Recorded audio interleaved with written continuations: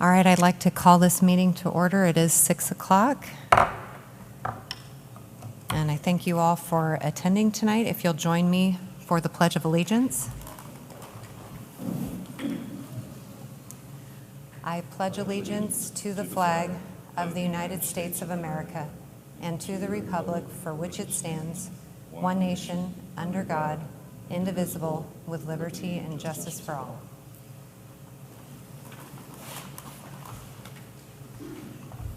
All right, this evening we do have two of our student reps that are out. One's at a conference, one is not feeling well. Sandy thought she was going to possibly be able to join us virtually, so if she is able to do that, we'll let her in. If not, she did give me a call this afternoon to let me know her thoughts on the agenda. And I do need to let people know that Marty is out for medical reasons, and all of us on the board are thinking and praying for he and his family right now, and we will give people updates as we learn more of those from his family. So first up on the agenda is the adoption of the agenda. Have the board members present seen that? There's no corrections or additions. I would move to adopt the agenda for tonight. All right, it's been moved and seconded to adopt the agenda. All those in favor say aye. Aye. All those opposed say no. Hearing none, the agenda has been adopted. Now we'll move over to the superintendent's report. Thank you, Board President Davidson, other board directors, community members, and staff. I'll first start off. Last night, we were at Olympic Middle School for the Enrollment and Boundary Committee's community meeting. So it was really nice. Robert Heron, our Director of Facilities and Operations, was there, as well as 20 people that serve on that particular committee. There to help explain to our community specifically what they're doing. And so, again, just as a quick update, they're diving all the way into actually a lot of data. It's a lot of data work, but it's also around specifically like what would be things that would guide decision making, who would be possibly put out through our equity framework, thinking of like what populations lose out, how do we have continuity of services, thinking about transportation services also come into play when you think about, if you have 100, as I was explaining last night to prominent community member Christy Buck, and what I was saying is that if you have 100 and 120 students increase in enrollment every year and over 5 years, next thing you know, you have 600 additional students, which is a lot for our community. So 600 students, that's why it's really good. It's been, I believe, a couple decades for a really comprehensive look at just the issues we're trying to unfold, which is, again, what are enrollment trends? I know it's out there in our community about new housing developments. They are hot to trot. That, based on our conversations, we have the city on the committee itself, so it's really good. But, if we have additional housing and we keep growing, and even on the bigger periphery, which is currently where a lot of our current enrollment increases, then what are we going to do? And so what's our facilities? How does it function? What buildings we best use for what? And available, and then how does that affect services and programs to our kids? And then, of course, we want to think about transportation services for our families, which is always going to be a hot topic, because so many families do rely on that reliable transportation. So more to come. I just letting you know that that work goes all the way through next summer for a final report that comes to me and then on to the school board. So, and then all the things that we can do with that. But it'd be really good to have that information, that if there's any changes in 3 years, that, hey, we got more up-to-date information about what is going on inside of our schools and where we can shift or where recommendations would be from a community group standpoint. I've also been doing a lot of work on the academies. We've been discussing specifically our pathways. What have we been having going on right now? We have about 13 pathways, which to me, in my opinion, is too many pathways. It's hard to carry a master schedule with that many pathways. And we also just don't have all of the shadowing and internships that would come with an academy, which is really prominent for the experience within each pathway. So we're just working on that, working with our community and our business leaders, obviously our educators, then our students, because students also interest also drives enrollment into certain coursework and pathways. So good things going on there. I do believe we'll be working on a freshman academy. It's one of the things that we came back from Nashville around was freshmen just need more guidance. Like, how do I navigate the world? What is a real job? Going again and again over what an application would look like. What are different pathways? What does a job entail? What are these different things? I think a lot of times people's students' experiences are shaped by those who are closest, but if you have an interest in another area, it'd be good to have more professionals, which we currently do have coming in, but we want to talk more about kind of a full year experience and then also just about how to navigate school. That's within our strategic plan around orientation, and orientation is not an event. It is a ongoing experience so that kids can navigate school as best they can. I also want to say congratulations to the football team for making the playoffs.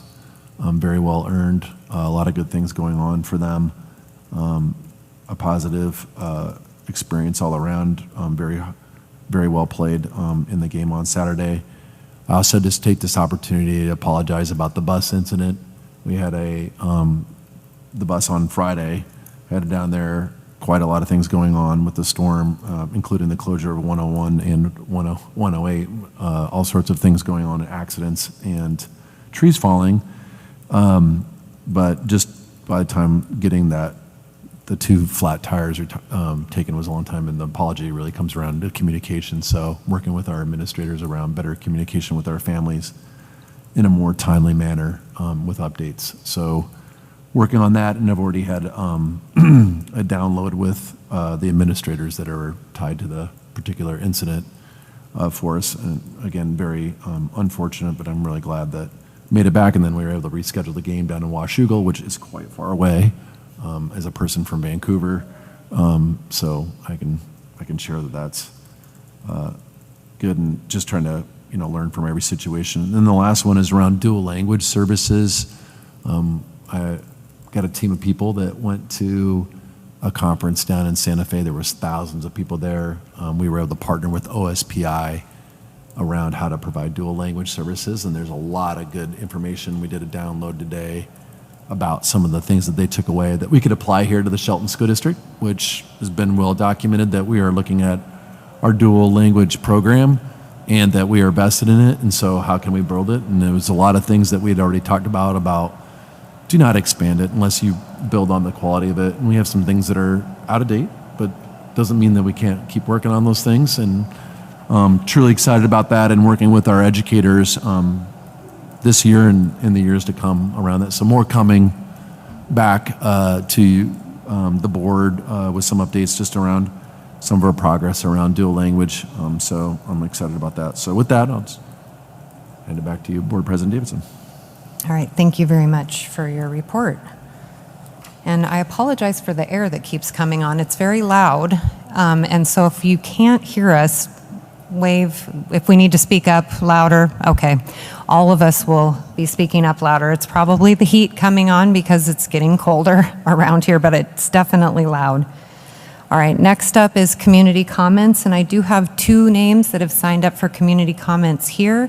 So I'm going to read our standard language around community comments, and if any come in electronically, please let us know as well too. As part of the regular school board meeting, the board invites community members to make public comments in person and/or by phone as conditions allow. If speaking in person, please follow the public comment procedure by signing in and stating your name and address at the podium when called by the board chair. If making comments by phone, please dial 1-253-215-8782 and enter meeting ID number 854-3386-9913. Each person is allowed 3 minutes to speak.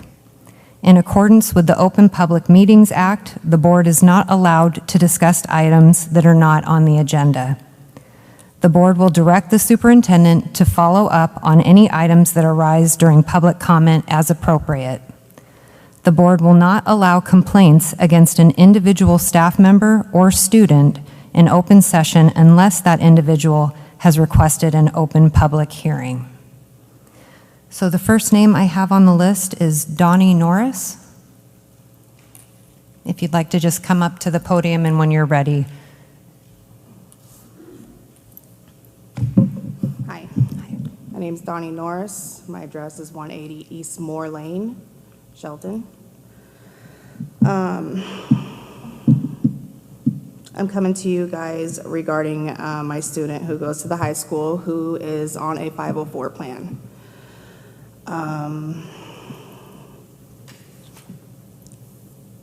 I'm coming to you guys because I've gone to the administrator at the high school and the response I'm getting is not appropriate.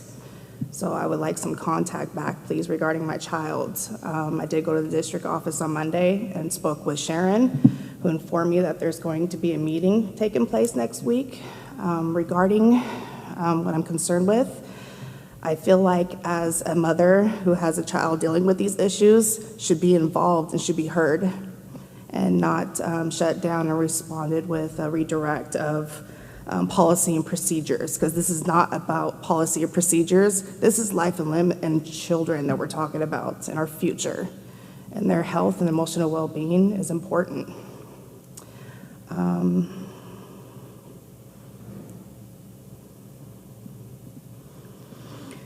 Especially with the student, my student that I'm going to talk about on the 504 plan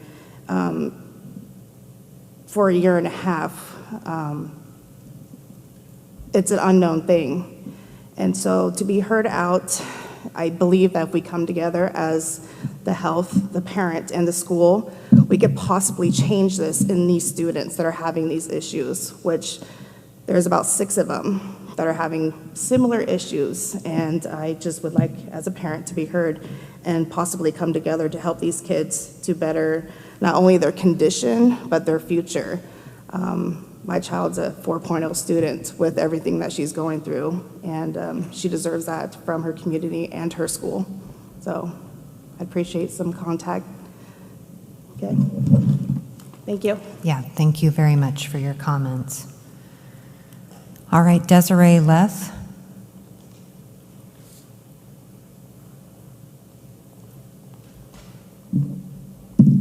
Hi, my name's Desiree Leth. My address is 181 East Balmoral Way here in Shelton, Washington. My issue is over the public safety issue that took place with the buses on Friday. Sorry, I get nervous when I have to talk like this, but it needs to be done. So I did address Mr. Jesse and the school board with my concerns. I also had the privilege of talking to Matt Wielander on Friday night at the game, so I would like to thank you for making the drive to support our boys. It does mean a lot to them. So, and the only reason I'm here is because, you know, I do care about these kids, and it is something that needs to be looked at. So, anyways, I'm here to just kind of make public what happened. The kids were on the side of I-5 with a double blown tire for 4.5 hours. The coaches, sorry, the coaches were going in every which way, you know, trying to get the kids. They had kids on exit 59 on I-5 in a bus. They had kids stuck here on a bus. They had, I think, a couple kids in a vehicle. They had food. They had water. They're going in a million different directions. And all I'm asking for, and every other parent I spoke to, was some communication. I have a 15-year-old son who has an anaphylactic allergy to peanuts. Oftentimes, the meal that they provide on the bus is a peanut butter and jelly, like Uncrustable. I did feed my son before he got on the bus, so I'm not usually concerned with that. However, I have no contact. My son is stuck on the side of the highway for 4.5 hours with an anaphylactic reaction. Do I know that there's someone on that bus that is trained to help him with his EpiPen if by chance he's given something that he can't have? So all I'm asking is that the policies and procedures are looked at and that there is a plan, because I am, and I believe every parent has to be on final forms that was mentioned.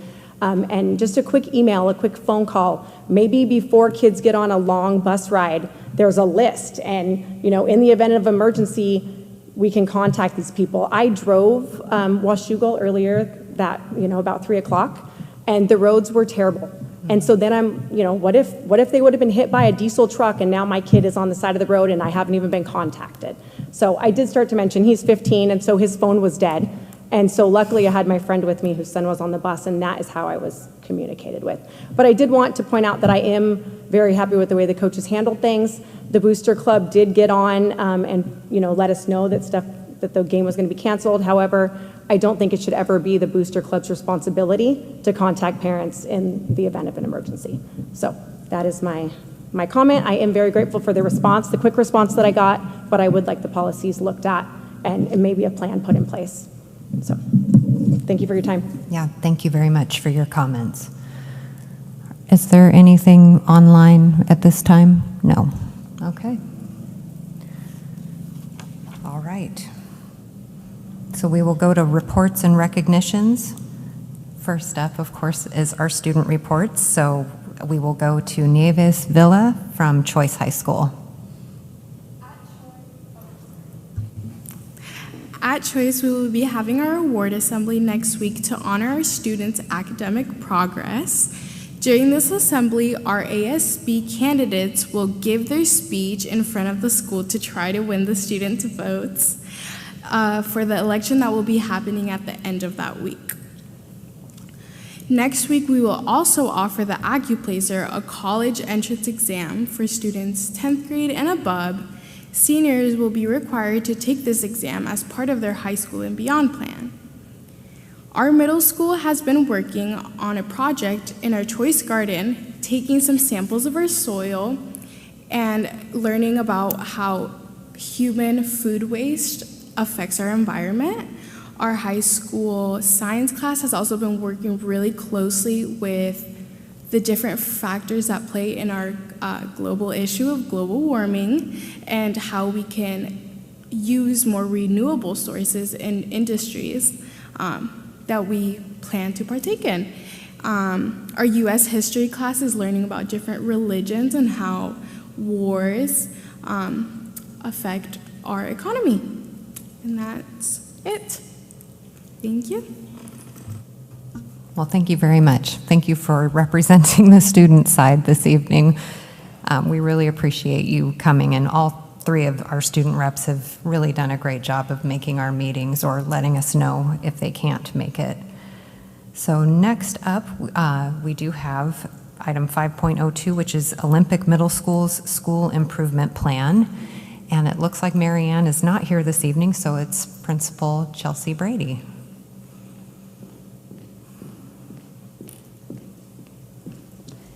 Good evening.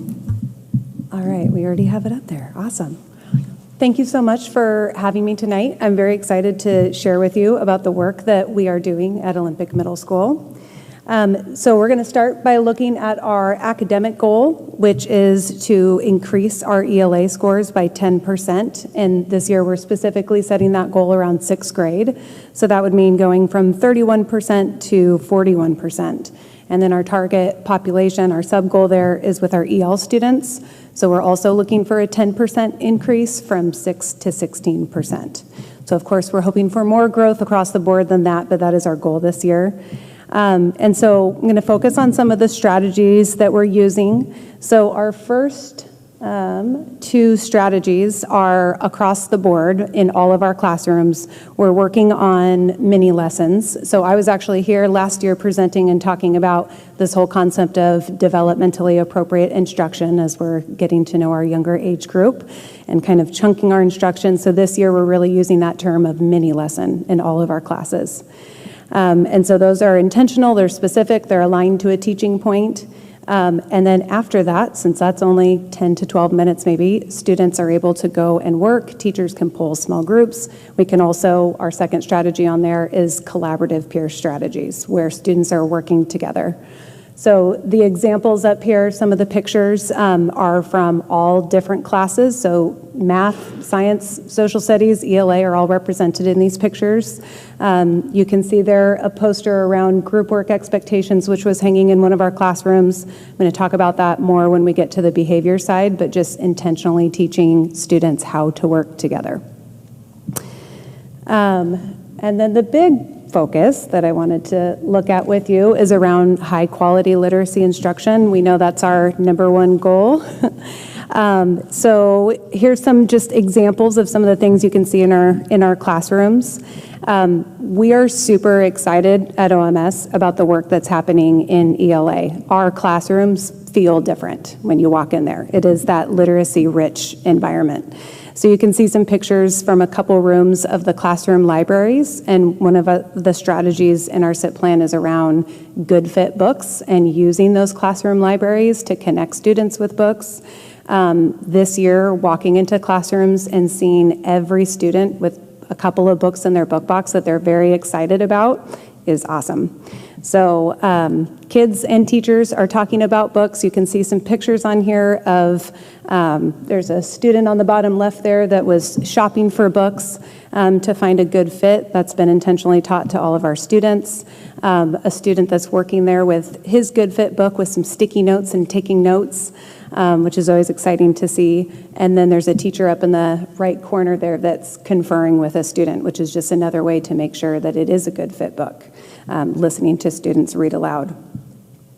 And then another strategy is, you can see up in the upper left-hand corner is an example of a student rubric. So in our writers workshop this year, one of the things that we're doing is making sure that students have rubrics so that they know what they're working on during writers workshop.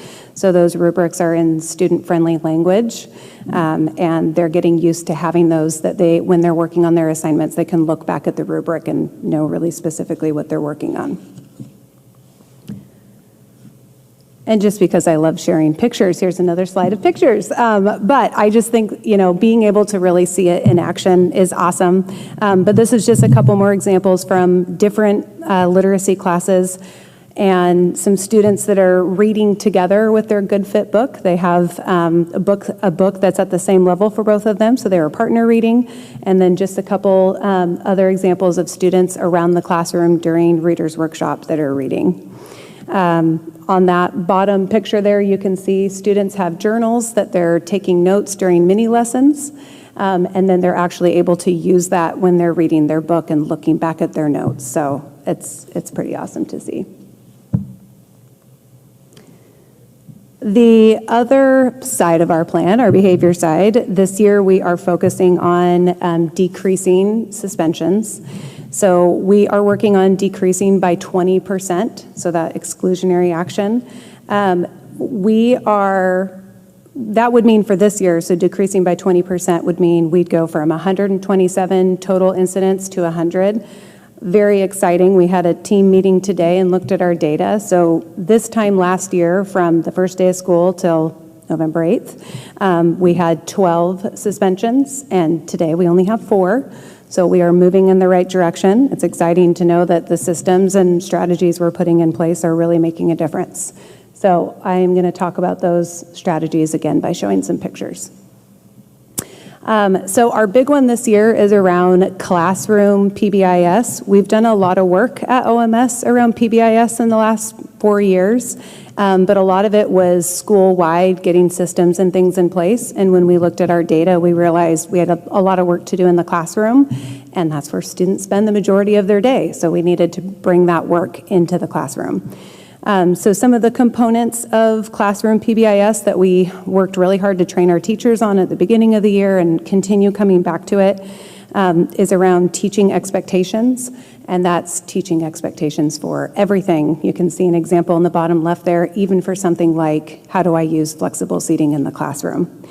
So you can walk into our classrooms and see examples of these things happening. You might wonder why I put a picture of book boxes on there, but you can see that they're arranged in a certain way, which demonstrates a structure. So those book boxes are arranged by color so that when they're polling students to the carpet for those mini lessons we talked about, they can say, okay, students from the red group or from the blue group. And it's just an example of getting those structures in place as part of our classroom management. Another great piece of that classroom PBIS is around positive acknowledgement. So we use Eagle tickets that students can earn during the day in the classroom. Teachers are giving those out to positively acknowledge behavior. And in that bottom right, you can see an example of how students can use Eagle tickets. So our student leadership runs our student store, and we only accept Eagle tickets, so no money taken. So students can go and they can buy things for themselves at the student store. So a lot of work happening this year around classroom PBIS is one of our strategies, definitely making a difference. And then the other strategies that we're using this year is some of our social emotional learning takes place in homeroom. We have homeroom every day, the first half hour of the day, and across the board we have class meetings happening. So some people do class meetings at the beginning of every class period, but this year we're starting with everybody starts the day that way, and we'll build from there. So you can see a couple examples. Those class meetings take place in a circle so that students are looking at each other. So some teachers choose to sit on the ground together, some people put chairs in a circle, different ways of doing it. But within those class meetings, we're able to achieve another one of our strategies, which is around building positive relationships. And when you're in a circle and working together on some of these topics, it's great for teachers building relationships with their students and really getting to know their story, strength, and need, but also students building relationships with each other. We know, especially coming back from COVID, that students learning how to work with one another again and build those relationships with each other is super important. So you can just see a couple examples of that. And even on the bottom right, the second step, which is our SEL curriculum / class meeting agreement. So they came together as a group and set some expectations. This is posted in the classroom of how they interact together during those class meetings, and that's reviewed. So kind of that PBIS again coming back up. All right. Any questions? Had to have one more slide of pictures. You can see one of our teachers there greeting students at the door. It's another strategy in our SIP plan around building relationships. And then a few more pictures from our ELA classes. No, we all do appreciate the pictures. I love the pictures.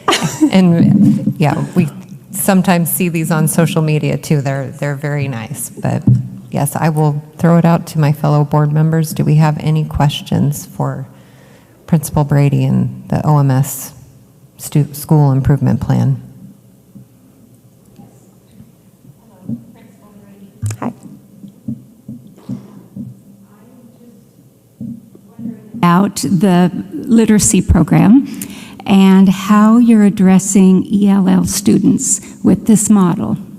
How we're addressing EL students, is that what the question is? Yeah, English language learners. Yeah, so one of the things that was on that first page around systems and structures is we were really intentional with how we place students. So there's a couple different ways we addressed it. So we place students with our most highly qualified teachers. So our lowest performing student is with our highest qualified teacher, which is a strategy. And so those teachers have been trained in GLAD strategies and PSYOP, and so they are more equipped to deal with students that have the most growth to make.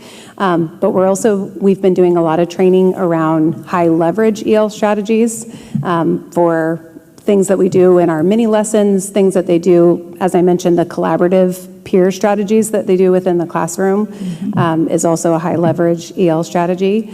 And then this whole concept of good fit books is making sure that students of any level. So truly, the strategies we're using for EL students are good for any emerging reader, but is making sure that they have books that are at their level, even if it's starting with books where they're looking at pictures and telling the story to themselves, or only a couple of words on the page and working up from there. Another thing that happens in Reader's Workshop is students get pulled in a small group. So depending on, again, whether EL or just an emerging reader, they might get some more work around phonics and different things. So kind of a multifaceted approach. Yes. And you mentioned PSYOP. Could you explain that? I'm not familiar with it. Sheltered instruction, so it really has to do with the approach to instruction for our EL teachers. It's a training that they've gone through. Okay. High leverage teaching. Will you explain that to us? So we had an EL task force that got together this last year, and they, through the work of that team, came up with 10 high leverage instructional strategies, so the ones that showed the most impact on student learning. And then that came out to our teachers in August, and so our instructional leadership team sat down and said, which ones are we going to focus on this year to push out to our teachers? So one of those is collaborative peer strategies, but there's several different ones that are also being used around sentence stems and different things. But that all came from our EL task force work last year. Okay, thank you.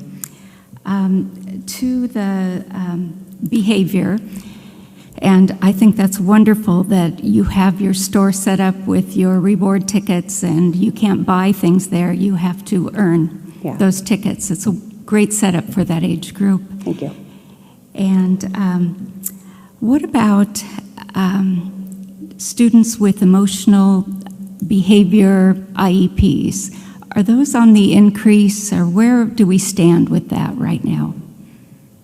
Wow, that might be a question for more than just me. We have our special ed director here. You might ask, are you asking specifically for OMS or?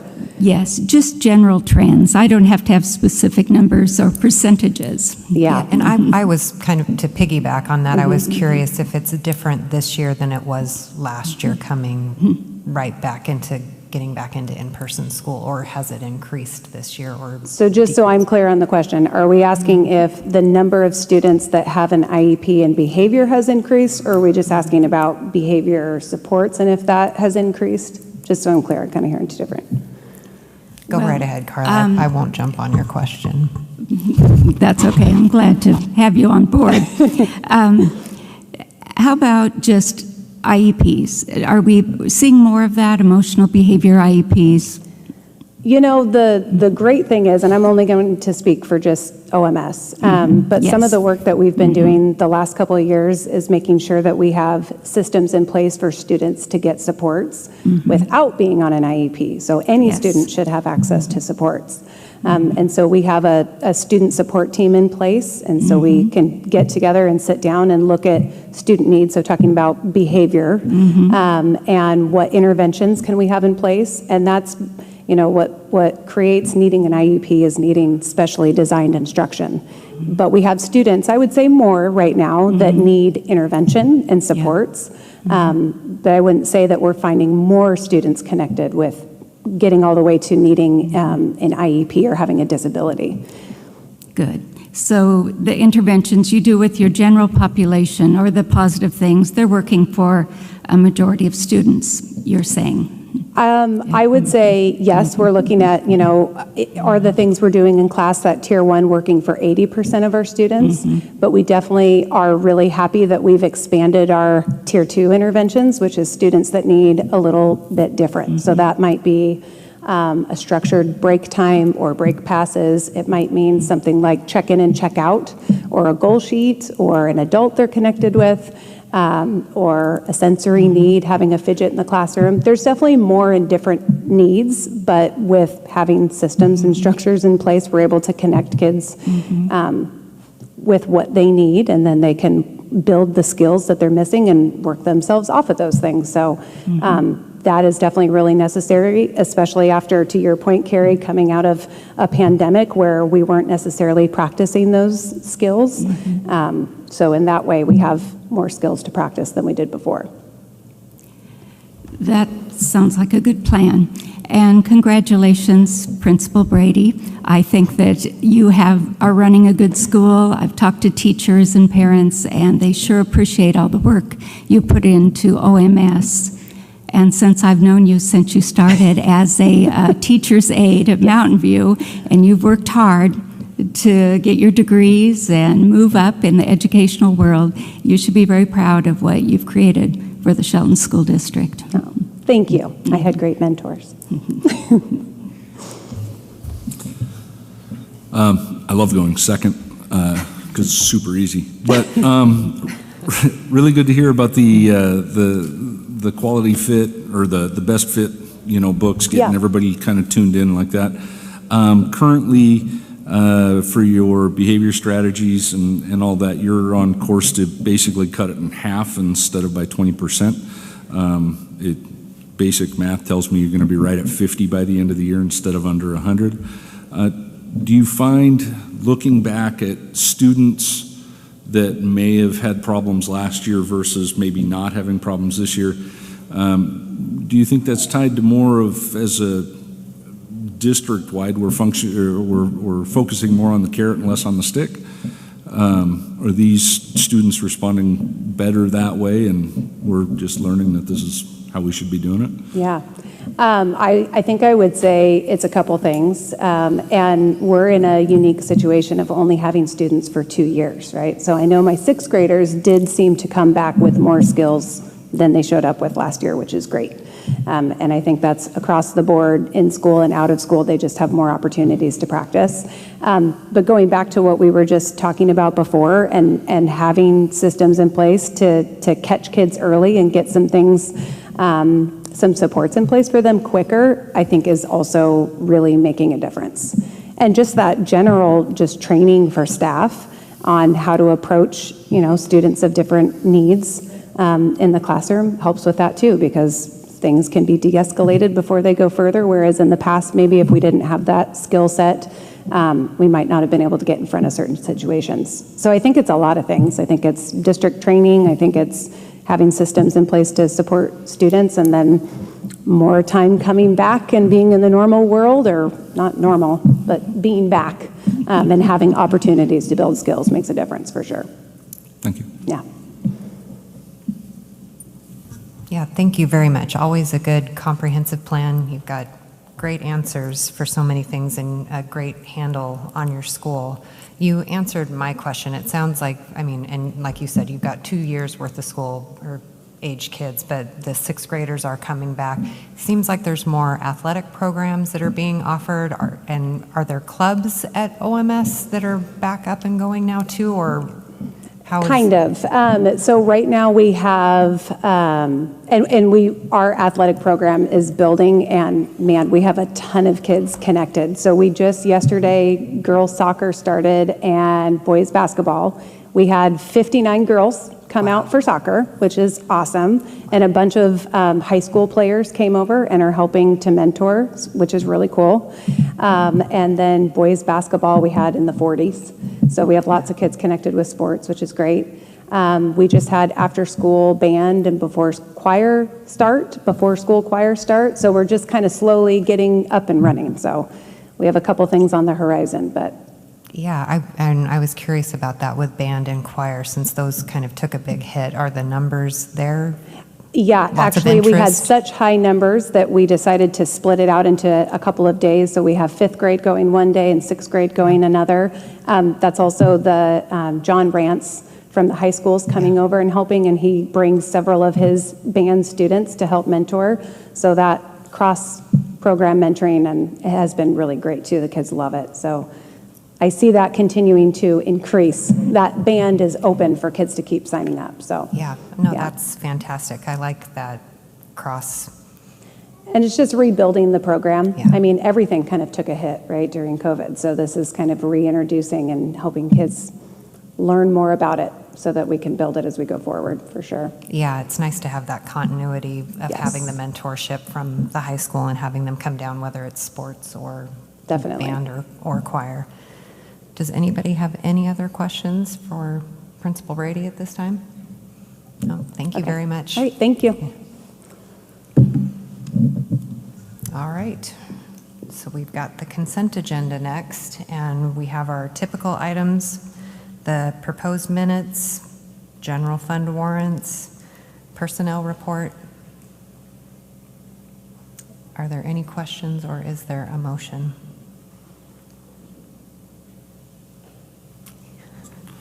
I would move to accept the consent agenda. And I will second that.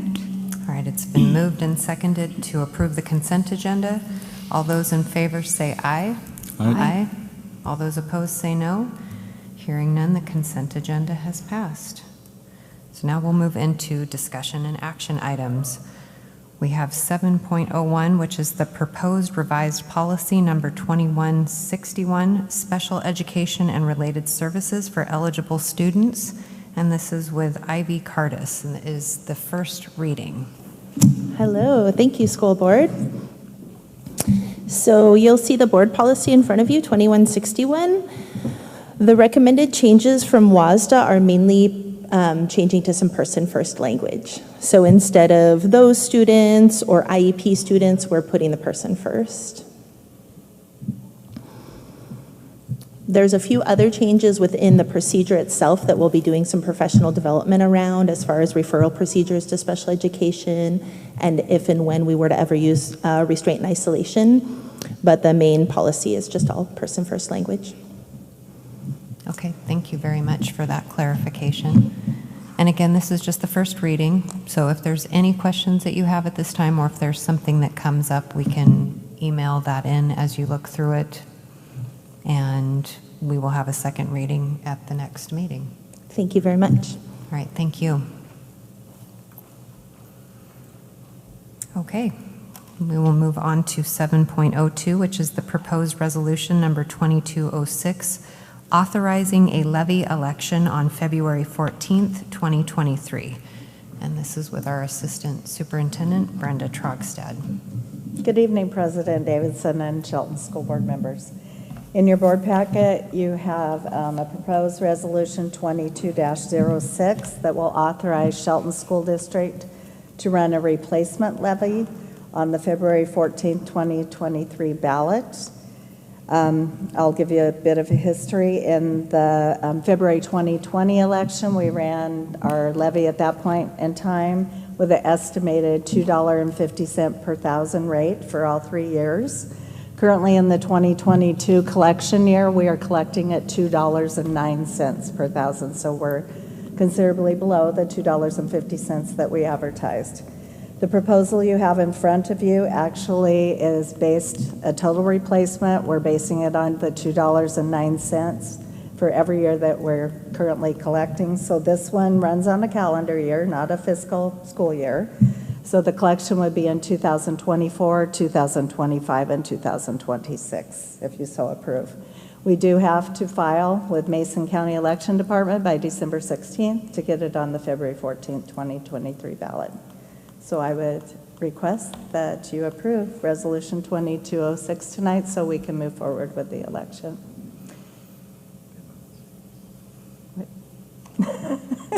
The total amount? Is Yeah, that I'm what going to you're get the asking? amounts Sure. on there too. Thanks, Brenda. So on the ballot, it will just state the collection amounts based on the projections we're using, and those can change if your RSS valuation changes every year. So the collection amounts will be, in 2024, it'll be $7.1 million. In 2025, it will be $7.6 million, and in 2026, it will be $8.2 million. Even if our assessed valuation goes up, we cannot collect more than what is stated on this ballot, and that is what has currently happened in the last 3 years. So, thank you. Okay, thank you. Are there questions for Brenda at this time? And this is recommended for approval, and I believe it needs to be a roll call vote.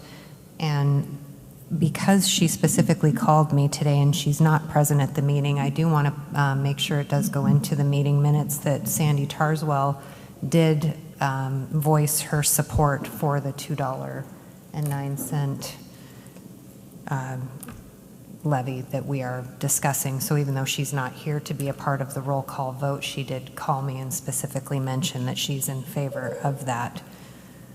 So then at this time, I will go down the line for a roll call vote. Director Knutson. Yes, aye. All right. Director Wielander. Aye. And for myself, Director Davidson, yes. Thank you. All right. We will get that moving forward then. All right, thank you, Brenda. And at this time, we are down to board member comments. So, Carla, I will start with you. We'll just go back down the line, I guess, if you have any comments this evening.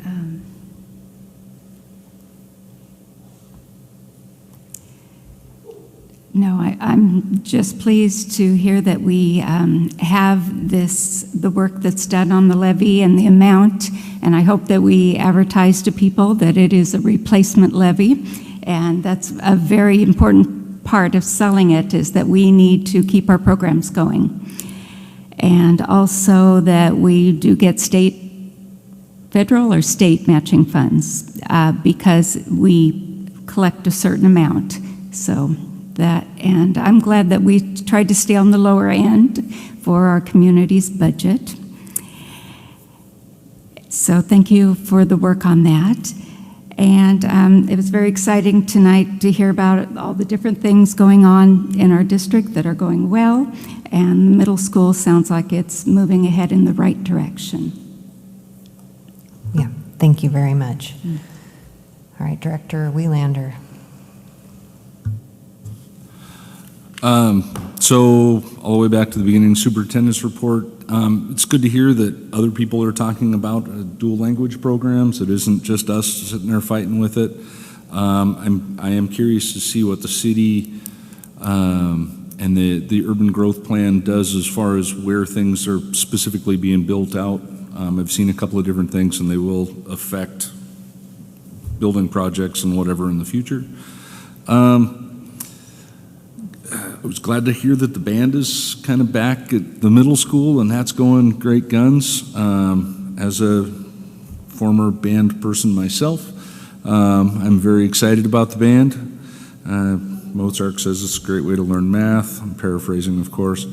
And the OMS school improvement plan is, I wish she'd have stayed, but it sounds great. Sounds like things are going well. It's very well thought out. It's tied tightly to the strategic plan of the school district, and nothing but positive coming out of that. So really, again, I'm usually, as today, the district cheerleader, and away we go. So thanks for everybody doing all their hard work.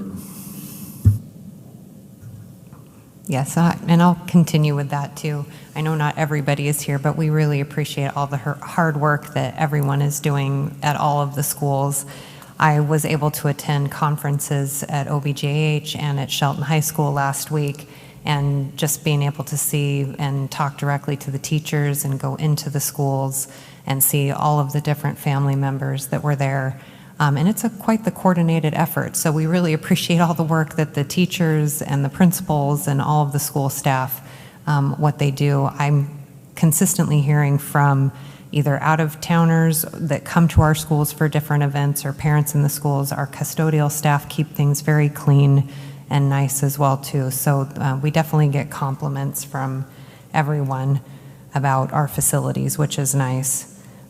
Really did appreciate Principal Brady's SIP plan. She always does a great job letting us know what's going on in the school, and definitely appreciate all of the different school improvement plans that we've been hearing about as they've come up.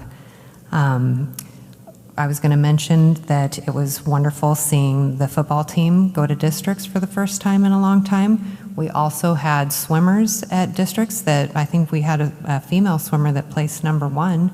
And we had cross-country kids over there at the state meet in Pasco. There were lots of people that got stuck on the pass because of the snow that weekend that I was hearing about from a few other schools. So that was it's been interesting, but Shelton's had some really good turnout with their athletes, and it's been a lot of fun to go and watch those or see just how the different kids have been doing. So I'm happy to see that those things are up and going, and we have one of our student representatives that's at a DECA conference, so it's nice to see that those things are all back in person and doing well. Next week is the WASDA conference. I know we've got some board members that are going to be attending that, so that's always a good chance for school board professional development and training for school boards, so that's always nice as well too. Tonight, we do not have any reason for an executive or exempt session, so at this time, if there is a motion for adjournment, we can do that. I motion to adjourn. I'll second it. All right, it's been moved and seconded to adjourn this meeting. All those in favor say aye. Aye. All those opposed say no. Hearing none, this meeting is adjourned. Thank you all for coming tonight, and if board members will stick around for signing of our documents.